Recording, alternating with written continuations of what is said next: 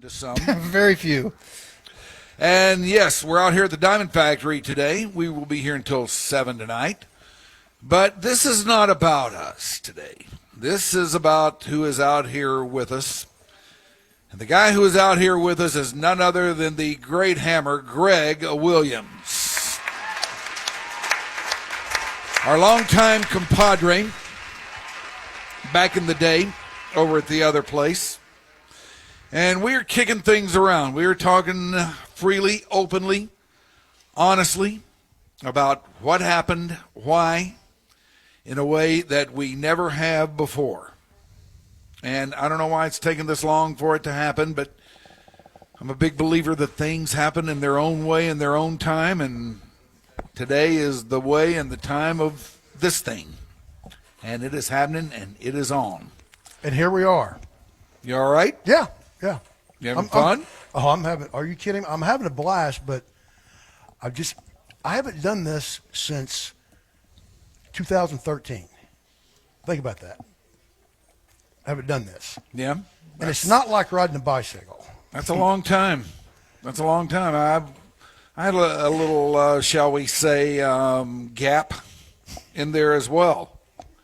And I kind of fell off the bicycle. And it took a little while for me to get back on it. In fact, I'm still not sure I'm out of trainer wheels yet.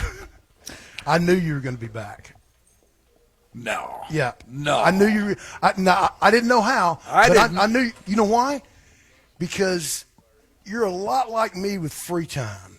You don't have any hobbies, and you got bored, didn't you? No, I didn't. Did you not get bored? I did not. I did just fine with it. Golly. I know that sounds weird, and it surprised the hell out of me, but I was completely okay with it. And I really grew to a place very quickly where I liked the idea that on a given day, whatever time I had was my own, and I could do whatever I wanted to with it. To where every day's a Friday. Yeah. But then every day's a Monday, too. Well, yeah, I guess. Are you going to celebrate by going to a water park? Okay, Mike, come on. I mean, that wasn't that bad of one, Mike. That wasn't that bad of one. And if I wanted to celebrate by going to a water park, I would. I never did, but I would have. Every day's a Friday, but it sounds like a Cure song. No, it sounded so smart that I was trying to catch up. Yeah. It was very good. I'll tell you one thing, What's Greggo's the last got. water park you went to, Greggo? The last water park? Yeah, tell me your water park history. I've never been to a water park in my life. See, good answer. Come on. One thing that, Never been Greggo, one. you must be thrilled about being on this show and this station right now is that we have 0 drops of yours to play. You haven't until tomorrow. You haven't gotten beaten down. Get the clothes off, bitch, or okay, absolutely you bitch, or any of that stuff. Okay, we're not finished with back there just yet. Okay, What? I got a couple questions. All right. Why in the world would you keep playing those drops like you did of me? You're asking me? Yeah.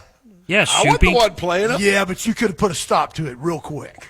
He's right, Shoopy. Ask Grooves that. Ask Grooves that same question. Grooves? No, I'm not going to ask Grooves because Grooves he's operating on rhyme. Yeah, Well, Ryan doesn't care. But Group, I just want. I mean, there has to be. But he is the devil. Because I was as toxic as anybody could get. My name was Mud, but yet you would play a drop of it. Well, after I didn't- walked away, they played drops of me. They still might, for all I know. I don't know. I never really understood that because I'd get people, on the street say, "Hey, man, they play your drops all the time. Why?" I'm like, I don't know. Well, it seems like they want to the best reasons I can give you is because number one, they were funny. Number two, like it or not, and I probably didn't at that time, but like it or not, they were part of the fabric of the show. Yeah, that's exactly what I was going to say with the addition of they were hilarious. You're part of the history of that station, part of the building of that station, and people, regardless of how things went down, it's not like people stopped caring about you or people stopped loving you. And people liked you. Oh, they did. Not everybody. The whole world, they hated me. Okay. Ding 'em. The whole world, everybody in the world hated me. People liked even hearing God them. hated me. Look, I never intended to scrub God you hates from the history of the radio Yes, you station. did. No, because Greggo, you did, I didn't. No, I did because not. you didn't put my name on the 25th anniversary wall. Yeah, Well, that Mike, happened to a lot of people. Well, first of say all, about that? And I know that All you're right, the all guy right, that had the all right. chisel. No, I know no, that, I did I know not. that you were I chiseling didn't. everything in. I He did was out not. there for a full week chiseling names. Uh-huh. And he Yes. intentionally left you off. I had the chisel and I left your ass off. Well, you know, see, I couldn't So blame get you. your ass hung up on now, you idiot. Hey, that's mine. When somebody called and alerted me of that, it didn't surprise me. It really didn't. Because that was the time that I was coming into, this is your fault. This isn't anybody else's fault. You need to start taking inventory of what you did and the damage that you did. So, wasn't really that big a deal. Well, you should have been there. I don't know if I had anything to do with it, but if I did, that was a mistake on my part. You should have been there because you were a big part of the fabric of the station, and you always will be, no matter what anybody may think about it. I had so many people. I had a lot of people wanted me to go out there, but I wasn't about to because I didn't want to. I knew if I went out there, it would turn into this, and that would piss you off so bad. It probably would have. It would have pissed you off so bad, and It very well might have. you didn't want me to go out there and be popular. You didn't want to see that, and I don't think anybody knows you real well, but I know you well enough that was not. I probably would have felt like you'd have been trying to hijack the thing. Yeah. Exactly. Yeah. And so I didn't go. Missed a good time. I know. Miss ticket stock. Boy, I don't. Greg, you told me in the break you had two things you remember about Mike. What was it? Most shocked you'd ever seen him? And This is the I get asked this question a lot, but the only time that I've ever seen Ryan starry-eyed. Now you got to remember, we'd covered, everything. So we covered Dan Marino, we covered Magic Johnson, we covered Michael Jordan. We're just right there. The biggest names there was. Ryan's, it might as well be, Joe down the hall, Mm-hmm. But there was one guy. You know where I'm going, Ryan? Go ahead. Man, we went to the old Drew Pearson's 88 Grill, and we did a couple segments with the great Johnny Unitas. And he showed up in person. Oh, wow. What kind of shape was he in? Good shape. He Yeah? really was, yeah. Okay. He looked okay. I don't know what was going on upstairs, really. I mean, look But- around this table. Yeah. You have But- to ask that question Yeah, every day. and we haven't had our brains beaten out by the violent world of Sam Huff and those guys, for years and years.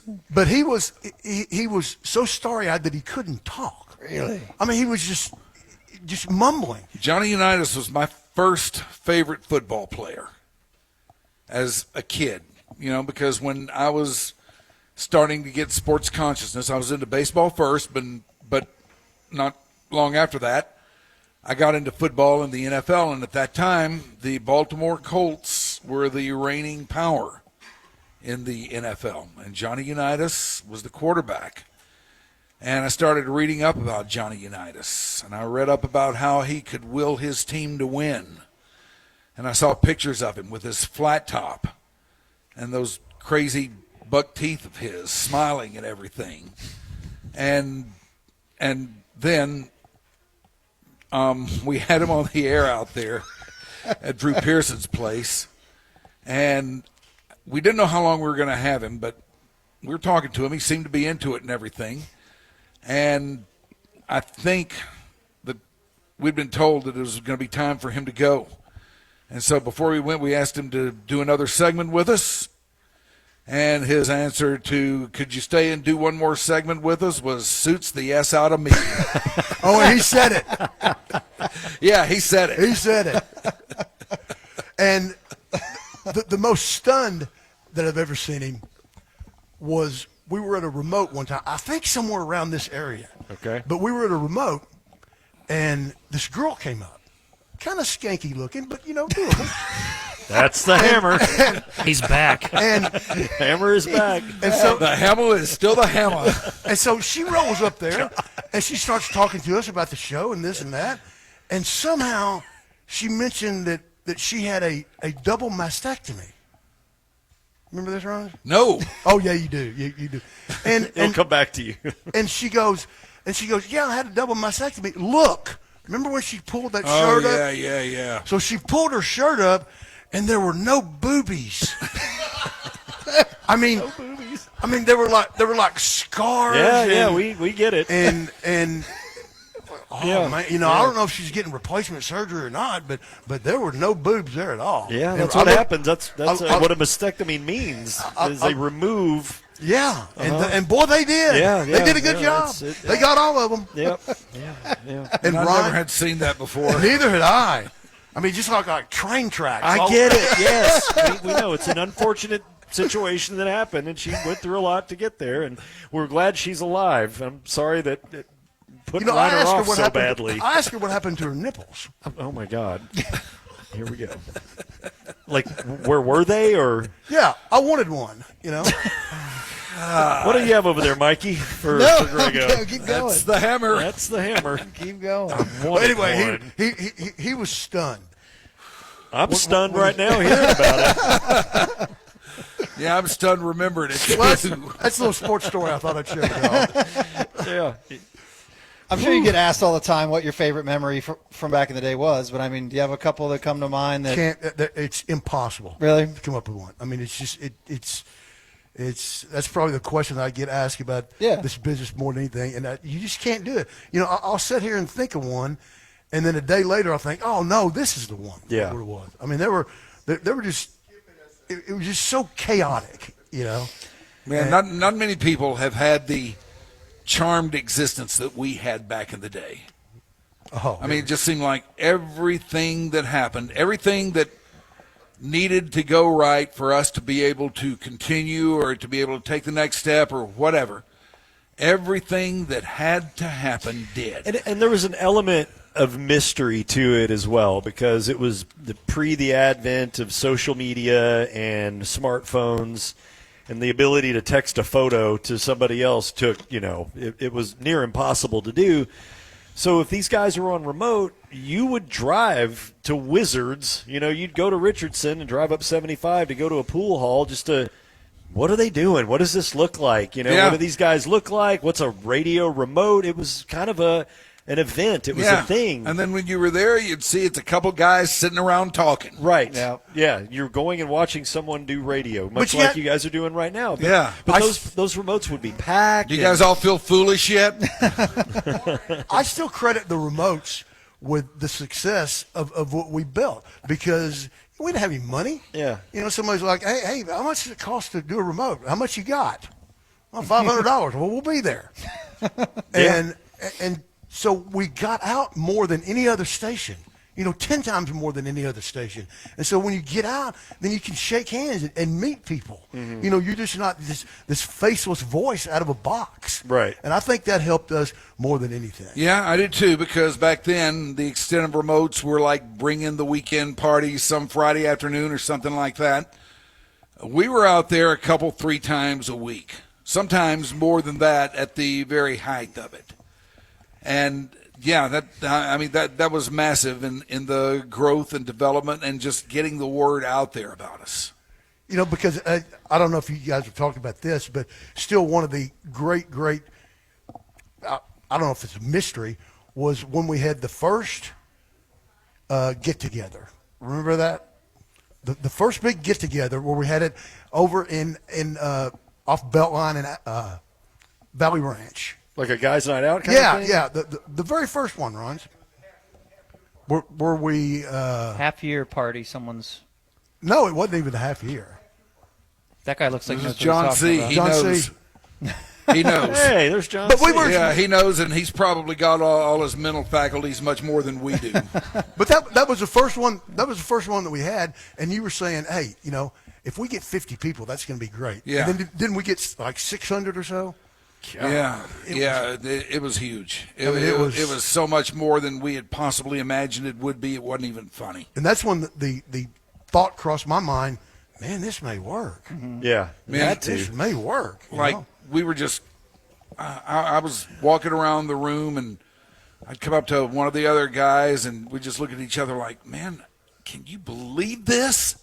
And it was it was impossible to even conceive.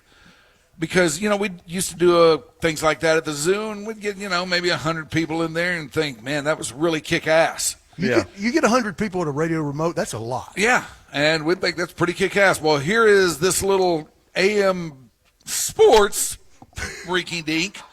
It's been on the air for what, 2 months or so, something like that? Yeah, it wasn't very long. And by then, without us even knowing it or having any idea about it, we had stirred up so much noise out there that happened.